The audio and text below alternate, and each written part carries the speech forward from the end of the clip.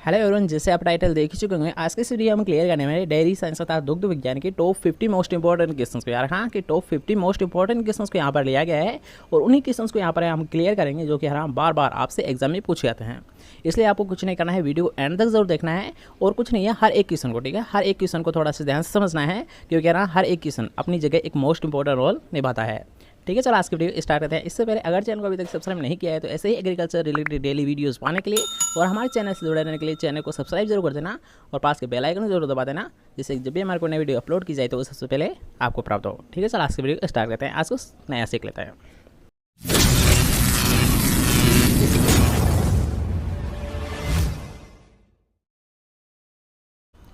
तो आज का हमारा फर्स्ट क्वेश्चन है, घी में कितनी परसेंट वसा पाइती है। यार हाँ, एक अच्छा क्वेश्चन है, कई बार आपसे एग्जाम में पूछा भी गया है। तो जल्दी सुनाएंगे, घी में कितनी परसेंट वसा पाइती है, कितना परसेंट फैट होता है। जल्दी सुनाएंगे 90%, 99%, 80% या फिर 95%। जल्दी सुनाएंगे राइट आंसर क्या है, घी में कितनी परसेंट वसा पाइती है। जल्दी सुनाएंगे 90, 99%, 80% या फिर 95%। तो यार हाँ, अगर आप सोचते हैं घी में कितनी परसेंट वसा पाइती है तो कितनी होती है वसा की मात्रा, यहाँ 99% होती है। कितनी होती है, 99% होती है घी में वसा की मात्रा। ठीक है, नेक्स्ट क्वेश्चन की ओर बढ़ते हैं।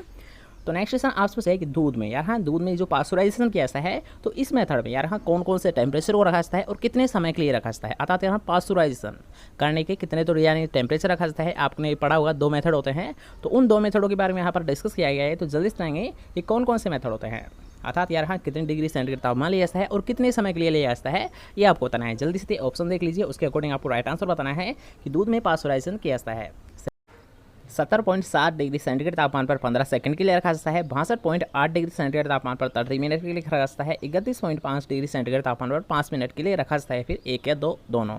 जल्दी से बताइए राइट आंसर कौन सा है। अर्थात यहाँ दूध में पास्चुराइजेशन कौन कौन से टेम्परेचर पर किया जाता है। जल्दी से बताइए राइट आंसर कौन सा है, ए, बी, सी या फिर डी। जल्दी से बताइए ए, बी, सी या फिर डी। तो डायरेक्ट याद रखना कि अगर आपसे पास्चुराइजेशन के बारे में, ठीक है, जो पास्चुराइजेशन किया जाता है ये दोनों पर किया जाता है। अगर आपका राइट आंसर कौन सा यार हाँ, 1 और 2 दोनों, क्योंकि यार अगर आप सोचते हैं पास्चुराइजेशन तो इसके मुख्यतः 2 मेथड होते हैं यार हाँ। एक होता है लो टेम्परेचर हाई टाइम, ठीक है, लो टेम्परेचर हाई टाइम अर्थात लॉन्ग टाइम, और अगर बात करते हैं एक होता है लो टेम्परेचर हो ही चुका है, एक होता है हाई टेम्परेचर शॉर्ट टाइम। ठीक है, ये दो मुख्य मेथड होते हैं।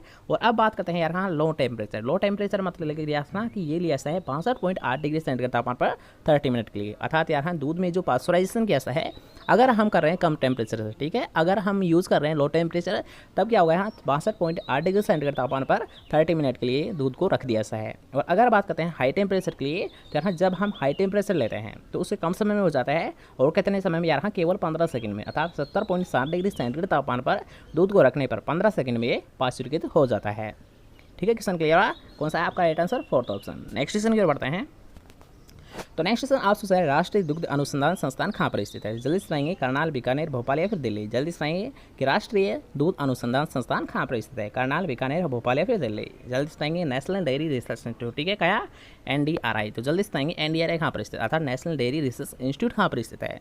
जल्दी सुनाएंगे कहाँ पर स्थित है, करनाल, बीकानेर, भोपाल या फिर दिल्ली। तो यहाँ अगर आपसे NDRI के बारे में, ठीक है, अगर आपसे पूछता है NDRI के बारे में तो NDRI कहाँ पर स्थित है, करनाल, हरियाणा में। कहाँ पर स्थित है, फर्स्ट ऑप्शन आपका राइट आंसर है। जिसने भी राइट आंसर दिया है फर्स्ट ऑप्शन का, ठीक है, कौन सा है आपका राइट आंसर, फर्स्ट ऑप्शन है। ठीक है, NDRI कहाँ पर स्थित है, करनाल, हरियाणा में स्थित है, नेशनल डेयरी रिसर्च इंस्टीट्यूट या फिर राष्ट्रीय दुग्ध अनुसंधान संस्थान करनाल, हरियाणा में पड़ती है। ठीक है, नेक्स्ट क्वेश्चन की ओर बढ़ते हैं। तो नेक्स्ट क्वेश्चन आपसे है दूध में निम्न में से कौन सा पदार्थ अधिक मात्रा में पाइता है, ये आपको बताना है। तो जल्दी सुनाएंगे दूध में निम्न में से कौन सा पदार्थ यार हाँ सबसे अधिक मात्रा में पाइता है, ये आपको बताना है। तो जल्दी सुनाएंगे प्रोटीन पाइते हैं, विटामिन पाइते हैं, वसा पाइते हैं, फिर कुल घुलनशील ठोस पदार्थ पाइते हैं। जल्दी सुनाएंगे हाँ कि यार हाँ दूध में निम्न में से कौन सा पदार्थ सबसे अधिक मात्रा में पाइता है, ये आपको बताना है। तो जल्दी सुनाएंगे राइट आंसर क्या है कि प्रोटीन पाइते हैं, विटामिन पाइते हैं, वसा पाइते हैं, फिर कुल घुलनशील ठोस पदार्थ पाइता है, अर्थात TSS पाइता है। जल्दी सुनाएंगे क्या होता है सबसे अधिक मात्रा में। तो यार हाँ अगर आप सही दूध के बारे में, तो यार हाँ दूध में जो सबसे अधिक मात्रा में पाइता है अर्थात सबसे अच्छा जो कंटेंट होता है सबसे अधिक है तो कौन सा होता है, TSS होता है। अर्थात यहाँ टोटल सोल्यूबल सॉलिड होता है, क्या होता है, कुल घुलनशील ठोस पदार्थ होता है, टोटल सोल्यूबल सॉलिड होता है। ठीक है, सबसे अधिक मात्रा में TSS होता है, कुल घुलनशील ठोस पदार्थ होता है। नेक्स्ट क्वेश्चन क्या बढ़ते हैं।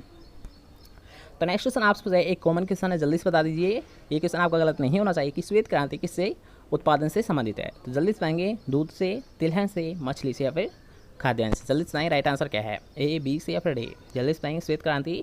तो इसको तो आपको पता होगा कि श्वेत क्रांति की जब भी बात की जाए तो श्वेत क्रांति का संबंध किससे होता है, दूध से होता है। और अगर आपसे पूछता है श्वेत क्रांति का जनक किसे मानता है, तो वर्गीस कुरियन को मानता है। ठीक है, श्वेत क्रांति किससे संबंधित है, दूध से संबंधित होती है।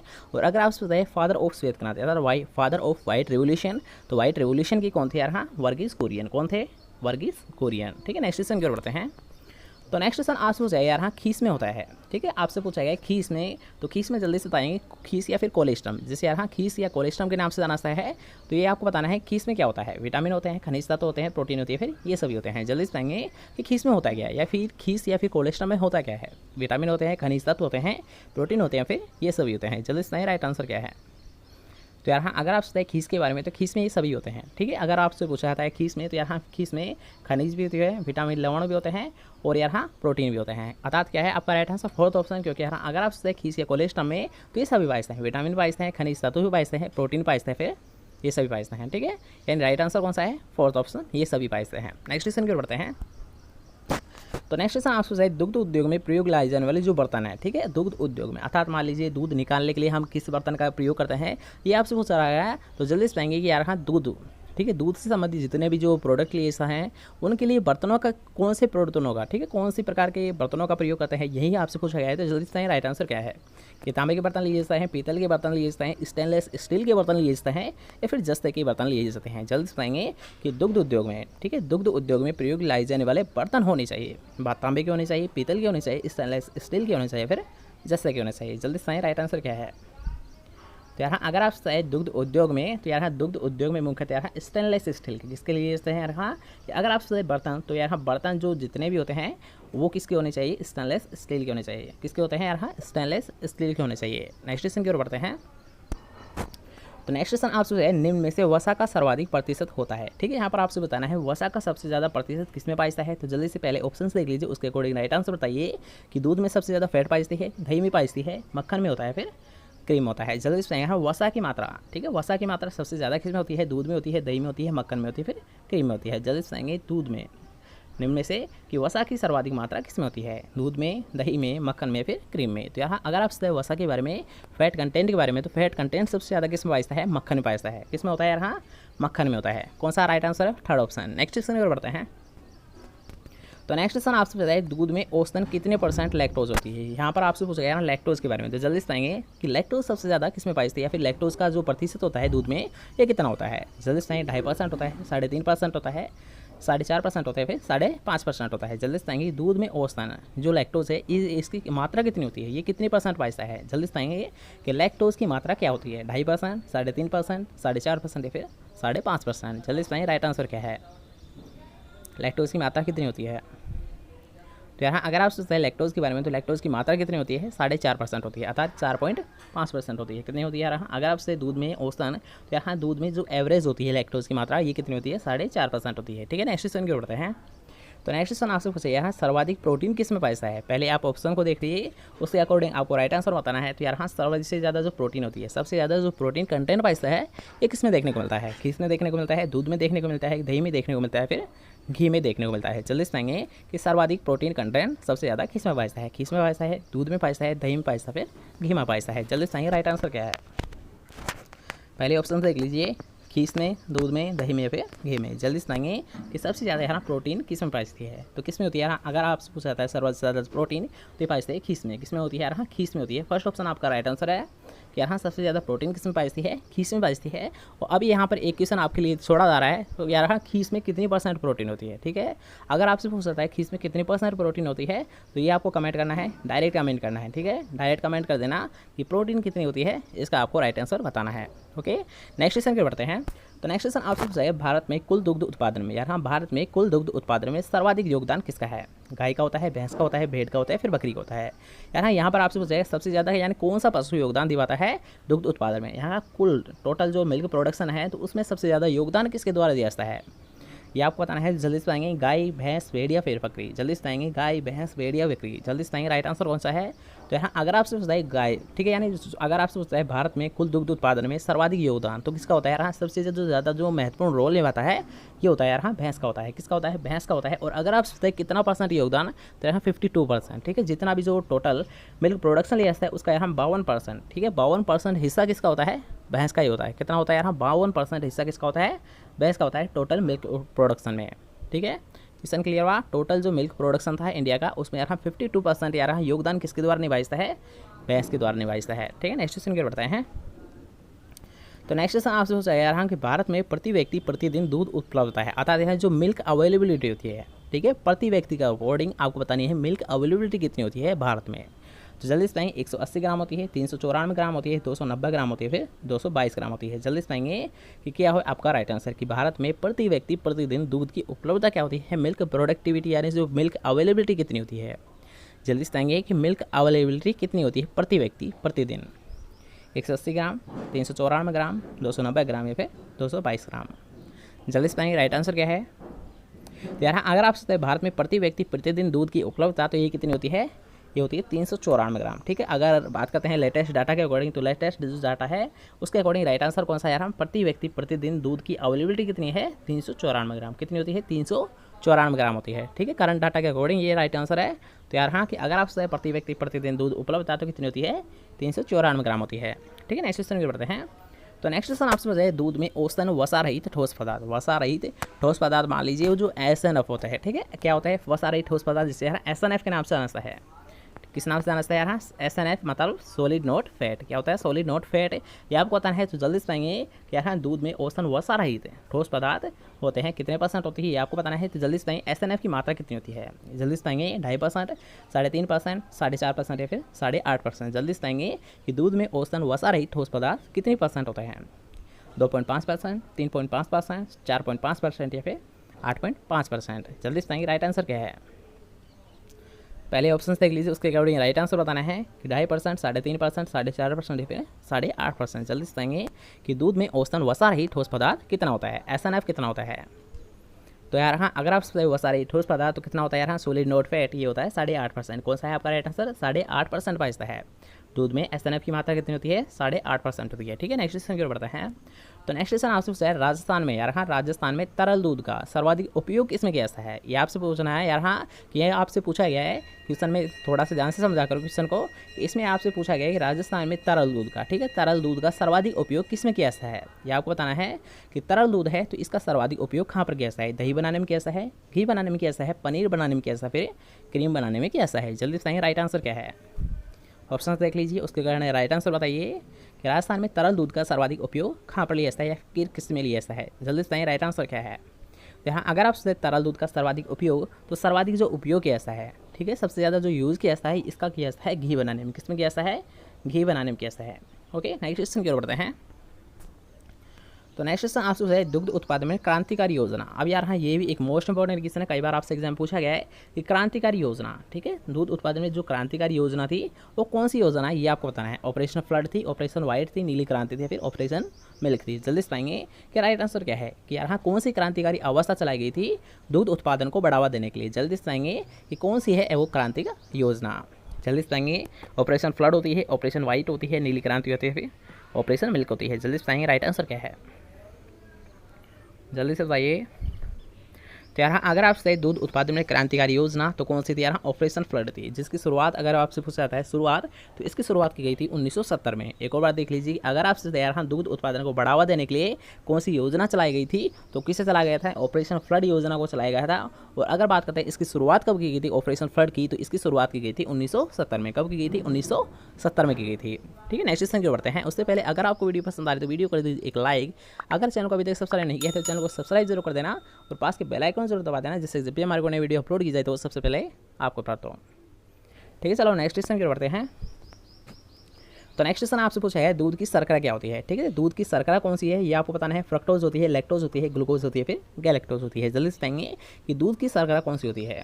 फ्रक्टोज, लैक्टोज, ग्लूकोज या फिर गैलेक्टोज। जल्दी से पाएंगे राइट आंसर क्या है कि दूध की शर्करा कौन सी होती है? फ्रक्टोज होती है, लैक्टोज होती है, ग्लूकोज होती है, फिर गैलेक्टोज होती है। जल्दी से पाएंगे राइट आंसर क्या है।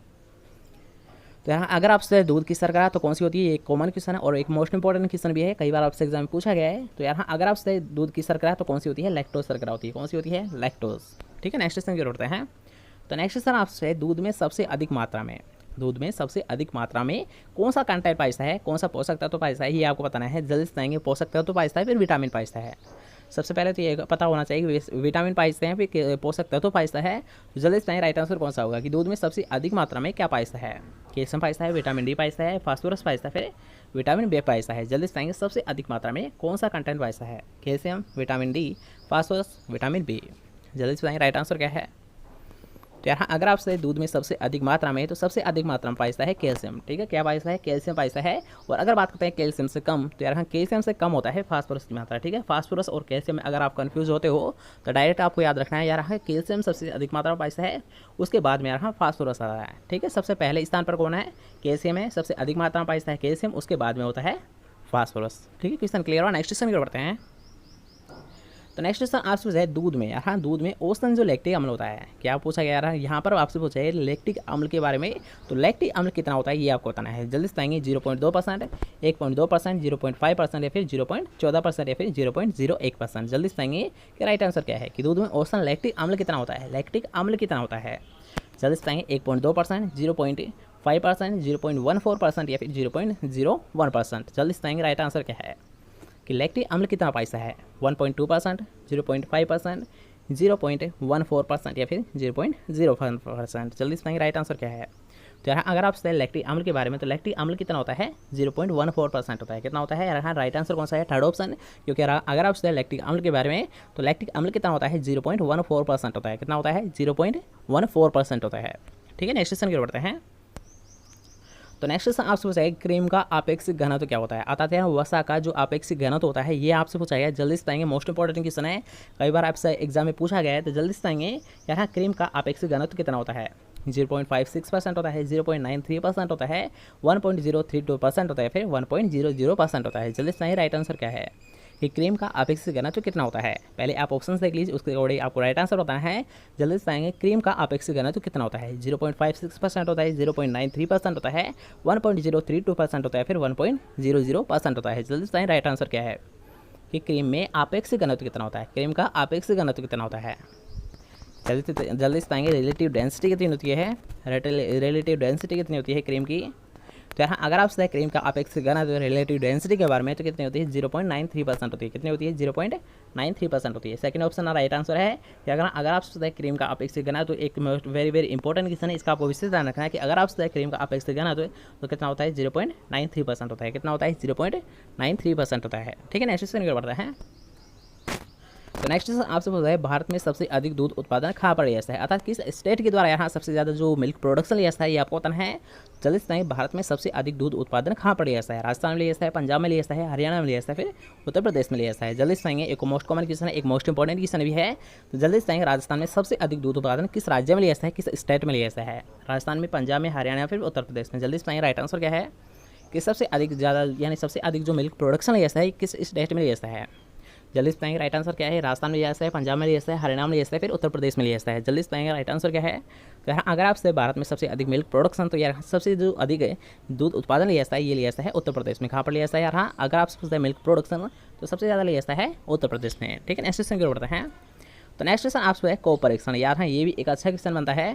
तो जल्दी से बताएंगे कोप परीक्षण किया जाता है, किसका किया जाता है कोप परीक्षण ये आपको बताना है। जल्दी से बताएंगे अम्लीयता किया जाता है, किसका किया जाता है, वसा किया जाता है, फिर थनैला रोग का किया जाता है। जल्दी से बताएंगे कि कोप परीक्षण किसका किया जाता है, अम्लीयता का, किसका, वसा का, फिर थनैला रोग का। जल्दी से बताएंगे राइट आंसर क्या है। जल्दी से बताएंगे राइट आंसर क्या होगा कि कोप परीक्षण किसका किया जाता है, अम्लीयता किया जाता है, किसका किया जाता है, वसा किया जाता है, फिर थनैला रोग का किया जाता है। जल्दी से बताएंगे राइट आंसर क्या है। तो यार अगर आपसे कोप परीक्षण के बारे में, तो कोप परीक्षण कैसा है, वसा का, सॉरी खीस का कैसा है, किसका कैसा है यार, खीस का कैसा है। सेकंड ऑप्शन राइट आंसर है।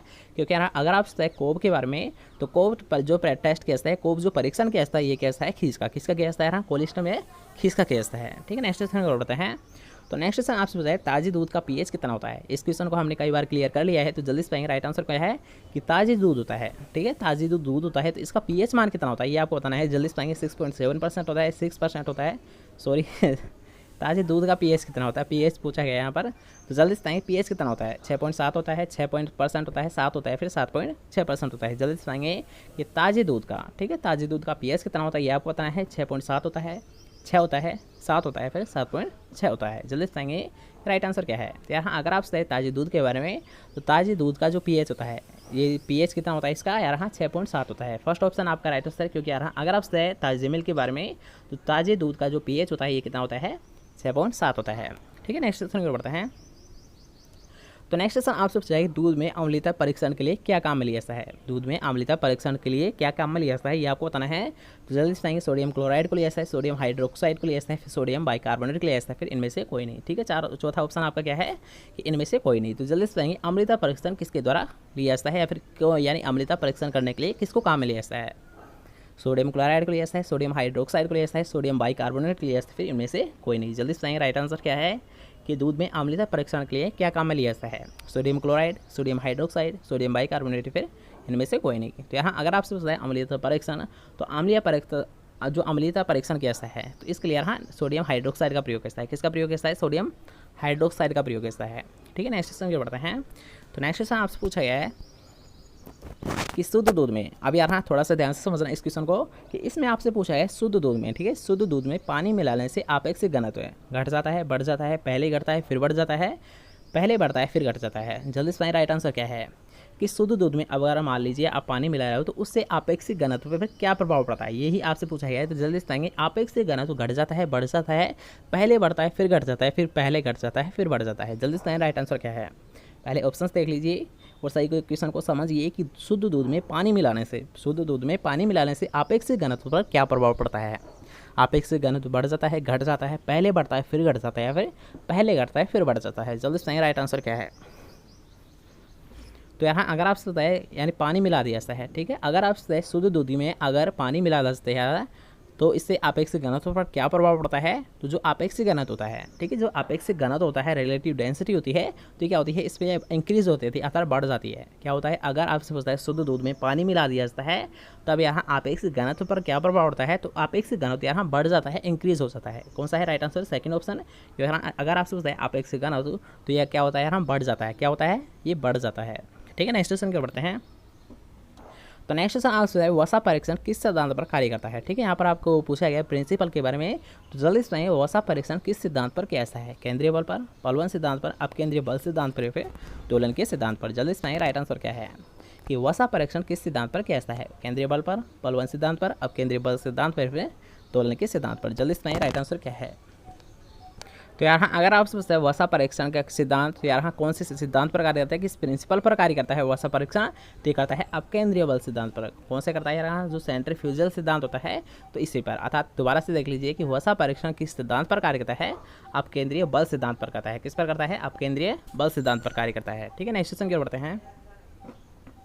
तो नेक्स्ट क्वेश्चन आपसे पूछा गया है दूध का निर्जमीकरण। ठीक है, एक वर्ड को जरूर ध्यान रखें, निर्जमीकरण यहाँ पर आपसे पूछा गया है। तो जल्दी से बताइए राइट आंसर क्या है कि दूध का निर्जमीकरण हेतु 30 मिनट तक, यहाँ 30 मिनट आपको टाइम दिया गया है स्पेशली। तो यहाँ पर आपसे पूछा है दूध का निर्जमीकरण हेतु 30 मिनट के लिए कितने तापमान पर रखा जाता है, अर्थात यहाँ जो मिल्क को आप कितने टेम्परेचर पर रखोगे 30 मिनट के लिए, ये आपको बताना है। जल्दी से बताएंगे कि अगर आपको मान लीजिए दूध का निर्जमीकरण करना है, तो आप यहाँ कितने टेम्परेचर पर रखोगे 30 मिनट के लिए दूध को, जिससे कि वो निर्जमीकृत हो जाए।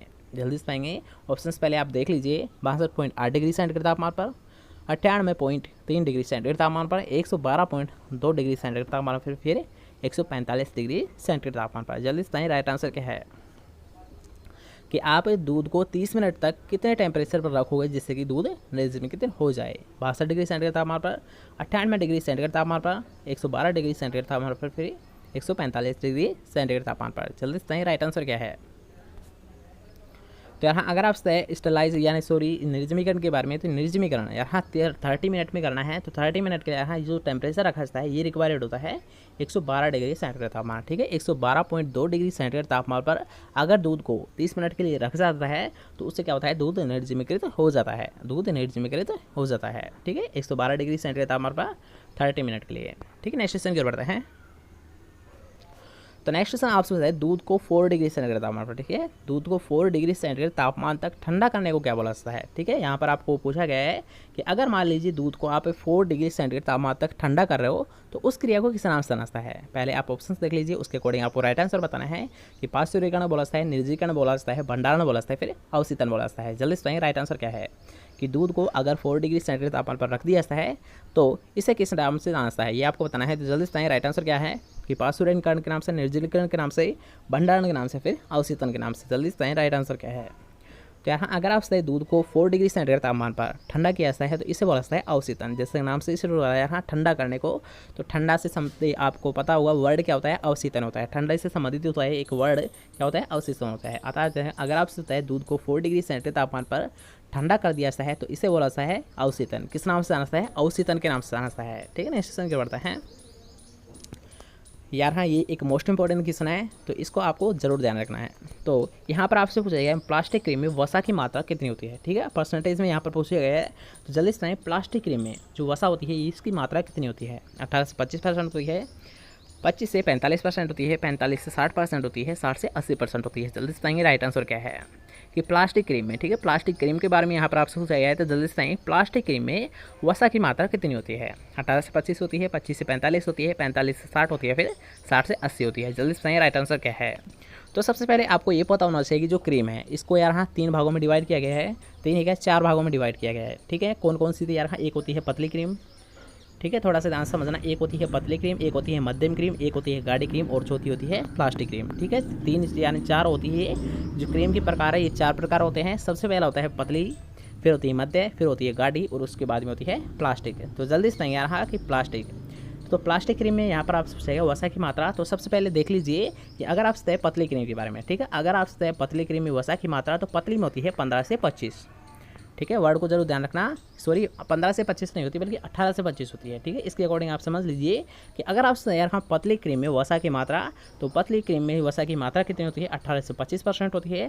अगर आप सतह मध्यम की, ठीक है, अगर आप सतह मध्यम जो क्रीम होती है इसमें वसा की मात्रा तो इसमें होती है 25 से 45%। कितनी होती है, 25 से 45% होती है। अगर आप सोचते हैं गाढ़ी, तो यहाँ गाढ़ी क्रीम में वसा की मात्रा होती है 45 से 60। और अगर आपसे पूछते हैं प्लास्टिक क्रीम के बारे में, तो प्लास्टिक क्रीम में जो यार हाँ वसा की मात्रा होती है ये होती है 60 से 80%, ठीक है।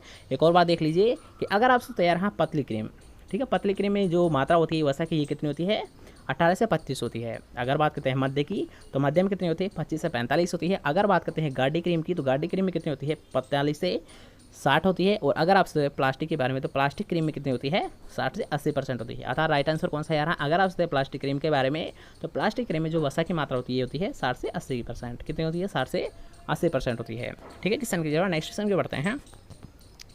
तो नेक्स्ट क्वेश्चन आपसे पूछा है कि दही जमाने के लिए, ठीक है, दही जमाने के लिए उत्तरदायी बैक्टीरिया यहाँ पर आपसे पूछा गया है। तो जल्दी से आएंगे उत्तरदायी जो बैक्टीरिया होते हैं ये कौन से होते हैं। स्ट्रेप्टोकोकस लैक्टिस होते हैं, लैक्टोबैसिलस होता है, दोनों होते हैं, फिर इनमें से कोई नहीं। जल्दी से राइट आंसर क्या है कि दही जमाने के लिए कौन उत्तरदायी बैक्टीरिया होते हैं। जल्दी से आएंगे कि कौन से ऐसे बैक्टीरिया है जो कि यहाँ दही को जमा देते हैं, या दूध को जमा देते हैं या फिर दही में बदल देते हैं, दोनों एक ही क्वेश्चन है। तो जल्दी से आएंगे कि यहाँ ऐसा कौन सा बैक्टीरिया है जो कि इसमें रोल निभाता है। तो कौन सा होता है यार हाँ, अगर आपसे पूछता है दही में बदलने का तो क्या होता है, ये दोनों ही दिमाते हैं। कौन कौन से होते हैं, अगर आपसे पूछते हैं बैक्टीरिया के बारे में, तो स्ट्रेप्टोकोकस लैक्टिस और लैक्टोबैसिलस दोनों ही होते हैं यार हाँ। राइट आंसर कौन सा है, दोनों ऑप्शन, क्योंकि यार अगर आप पूछते हैं बैक्टीरिया तो कौन सा होता है स्ट्रेप्टोकोकस लैक्टिस और लैक्टोबैसिलस, ये दोनों ही क्या करते हैं, दूध को दही में कन्वर्ट करने का कार्य करते हैं, ठीक है। नेक्स्ट क्वेश्चन की ओर बढ़ते हैं। तो नेक्स्ट क्वेश्चन आपसे पूछा है दूध वसा में ग्लिसरॉल व वसीय अम्लों का क्या रेशो रहता है, क्या अनुपात रहता है, ठीक है। क्वेश्चन को सही से समझिए कि दूध वसा में आपसे पूछा गया है ग्लिसरॉल और वसीय अम्लों का रेशियो।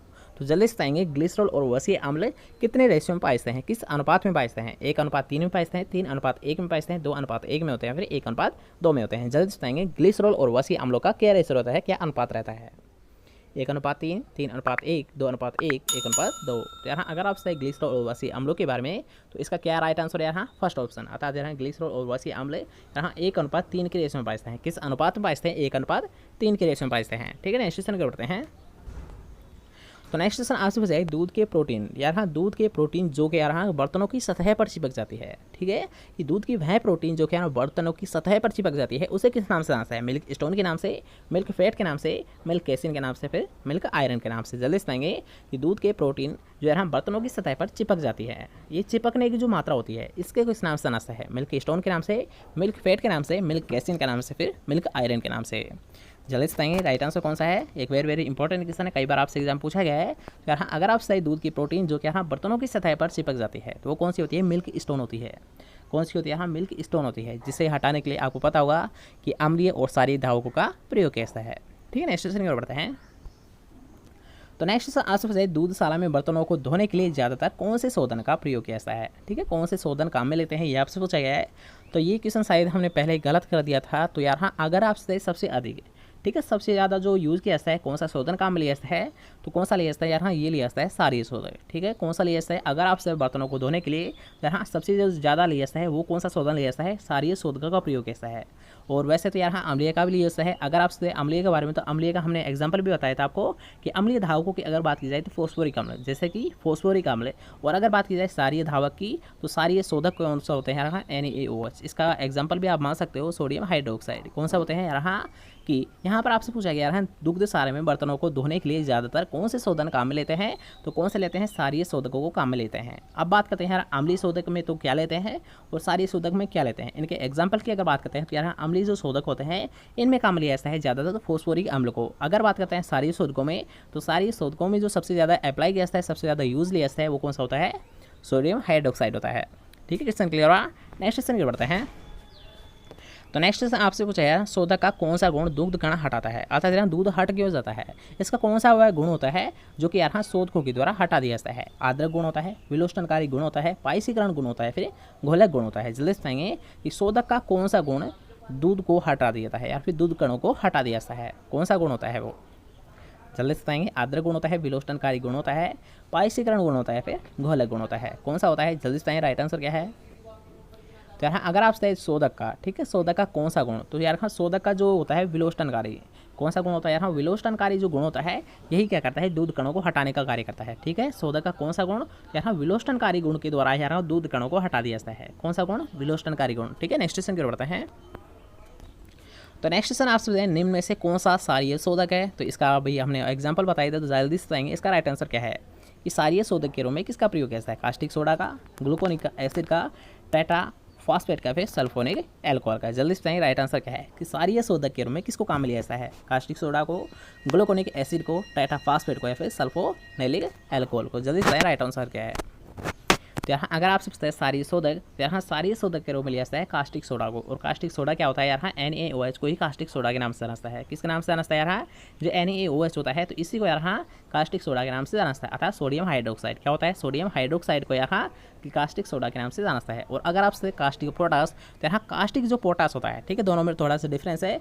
कि अगर आपसे यहाँ कास्टिक सोडा, तो कास्टिक सोडा तो क्या होता है? NaOH होता है। ठीक है, दोनों को कन्फ्यूज नहीं होना है। अगर आपसे डायरेक्ट पूछा जाता है कास्टिक सोडा, तो यार सोडा के किस में रूप लिया जाता है? NaOH होता है। क्या होता है? NaOH होता है, अर्थात यह सोडियम हाइड्रोक्साइड को ही कास्टिक सोडा के नाम से जाना है। और अगर आपसे पता है कास्टिक पोटास, तो पोटास, इस पोटास से आपको डायरेक्ट यार पोटेशियम हाइड्रोक्साइड। ठीक है यार हाँ, अगर आपसे कास्टिक सोडा, तो कास्टिक सोडा तो क्या होता है? NaOH होता है, अर्थात सोडियम हाइड्रोक्साइड को कास्टिक सोडा के नाम से जाना है। और अगर आपसे पूछा था कास्टिक पोटास, तो इस पोटास से जरूर यार है पोटेशियम हाइड्रोक्साइड। क्या होता है? Potassium hydroxide. ठीक है, कास्टिक पोटास क्या होता है? इस पोटास से डायरेक्ट आपको यार है पोटास। ठीक है, इस पोटास से डायरेक्ट यार है पोटास, अर्थात कास्टिक पोटास किससे बोला जाता है? पोटेशियम हाइड्रोक्साइड को बोला जाता है। ठीक है, क्वेश्चन क्लियर हुआ? नेक्स्ट क्वेश्चन की ओर बढ़ते हैं।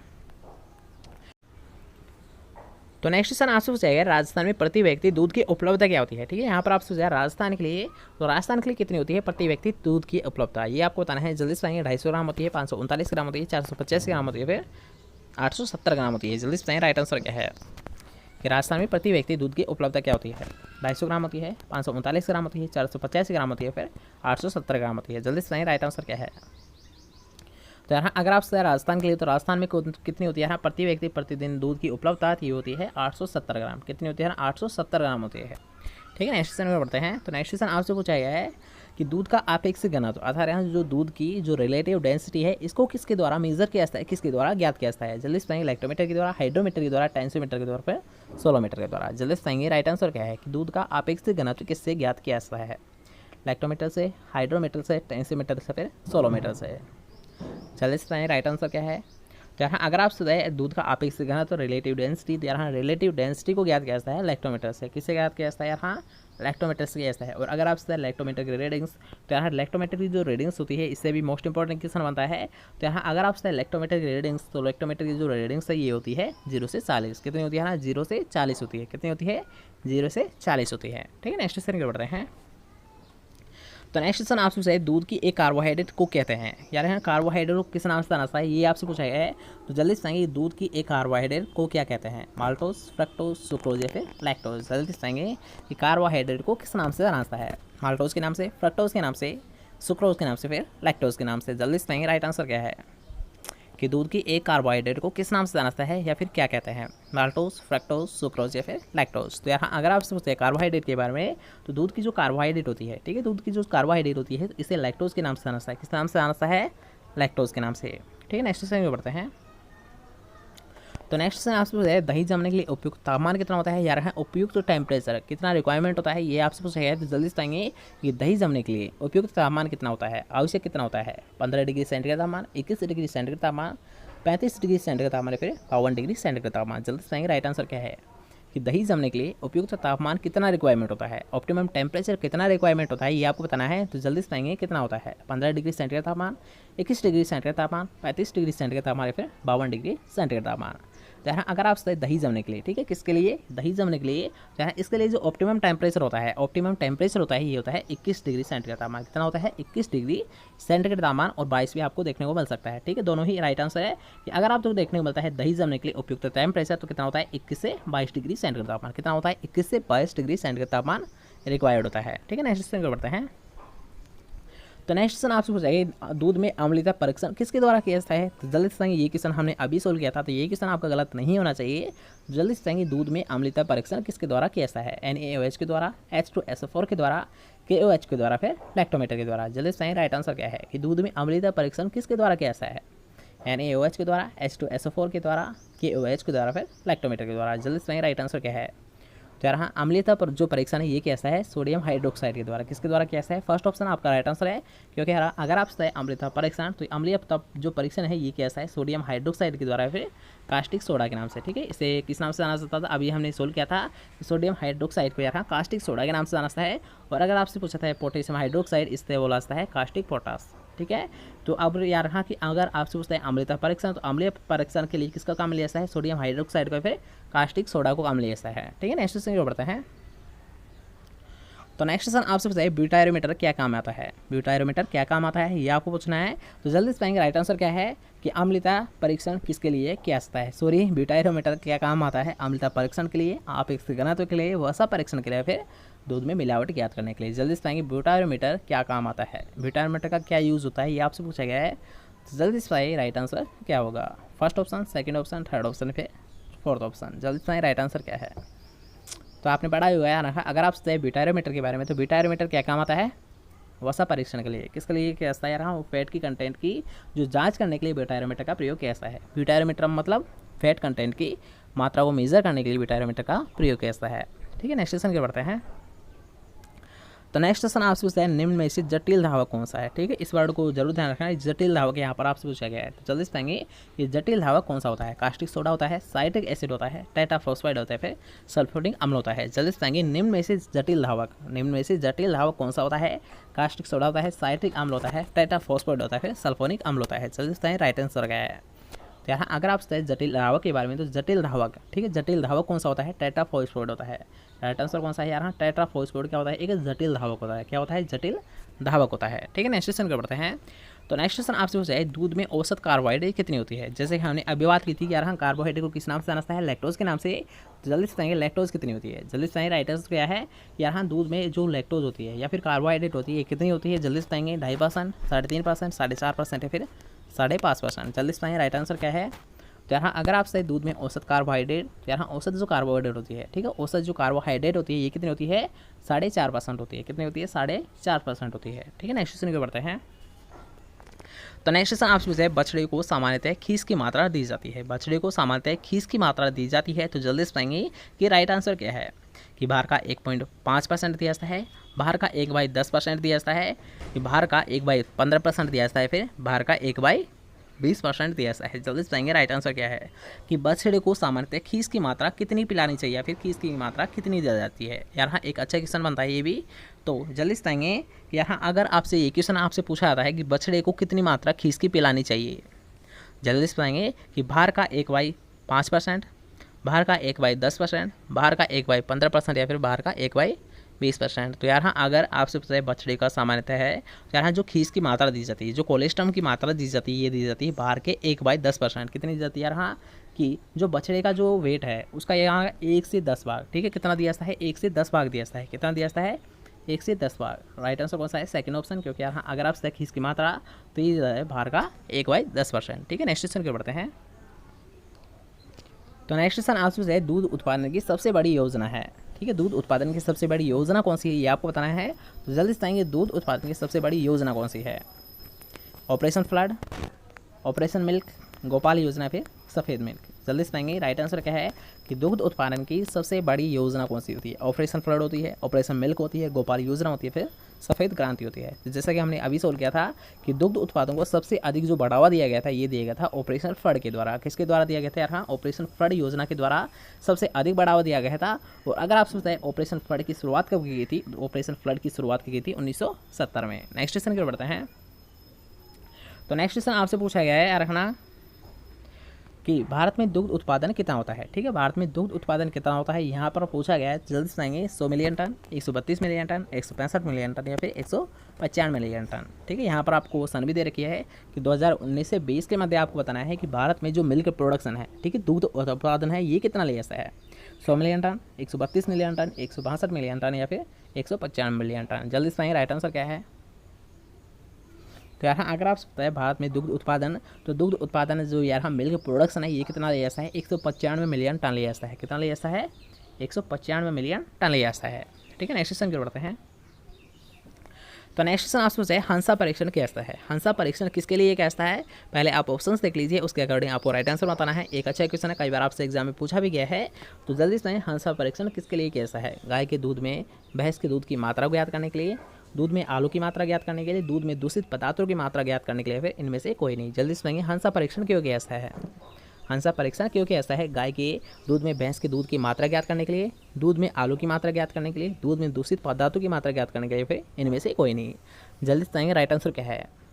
तो यहाँ अगर आपसे हंसा परीक्षण के बारे में, तो हंसा परीक्षण, ठीक है, हंसा जो परीक्षण है ये कैसा है, गाय के दूध में, ठीक है, गाय के दूध में या फिर भैंस के दूध में जो भी अदर कंटेंट होता है, अर्थात यहाँ गाय के दूध में अगर मान लीजिए भैंस के दूध को मिलाया जाता है, तो इन दोनों की मात्रा को ज्ञात करने के लिए कौन सा परीक्षण काम लिया जाता है, हंसा परीक्षण काम लिया जाता है। ठीक है, गाय के दूध में भैंस की मात्रा को, भैंस के दूध की मात्रा को मेजर करने के लिए, यार इन दोनों की जो मात्रा, ठीक है, इन दोनों की मात्रा को कैलकुलेट करने के लिए किस परीक्षण के लिए ऐसा है, हंसा परीक्षण के ऐसा है। कौन सा परीक्षण काम में लिया जाता है, यार हंसा परीक्षण काम में लिया जाता है। ठीक है, नेक्स्ट क्वेश्चन को बढ़ते हैं। तो नेक्स्ट क्वेश्चन यही आपसे पूछ लिया था, हमने अभी बताया था क्रीम कितने प्रकार की होती है। तो यहाँ पर आपको बताना है मध्यम क्रीम के बारे में। ठीक है, क्वेश्चन गलत नहीं होना चाहिए, अभी हमने इसके बारे में डिस्कस किया था। जल्दी से पाएंगे मध्यम क्रीम में वसा की मात्रा कितनी होती है, 18 से 25%, 25 से 45%, 45 से 50% या फिर 60 से 80%। जल्दी से राइट आंसर क्या है। ठीक है, यहाँ पर आपको वर्ड हाईलाइट किया गया है कि किसके बारे में पूछा गया है, मध्यम क्रीम के बारे में पूछा गया है। किसके बारे में पूछा गया है, मध्यम क्रीम के बारे में। जल्दी से मध्य क्रीम में वसा की मात्रा कितनी होती है, 18 से 25%, 25 से 45%, 45 से 50% या फिर 60 से 80%। जल्दी से राइट आंसर क्या है। तो यार अगर आपसे मध्यम क्रीम के बारे में, तो हमने अभी बताया था यार, अगर आपसे पतली क्रीम, तो पतली क्रीम में होती है 18 से 25। मध्यम क्रीम की अगर बात की जाए तो 25 से 45।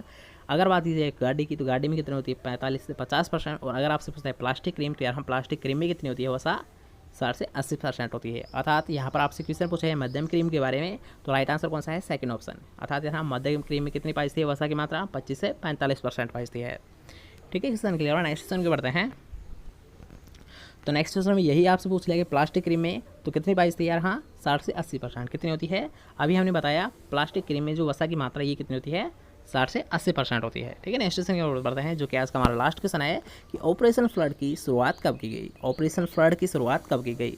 1965 में, 1970 में, 1975 में या फिर 1976 में? जल्दी बताइए राइट आंसर क्या है कि ऑपरेशन फ्लड की शुरुआत कब की गई थी। तो यार हाँ, ऑपरेशन फ्लड की शुरुआत 1970 में की गई थी। कब की गई थी? 1970 में की गई थी।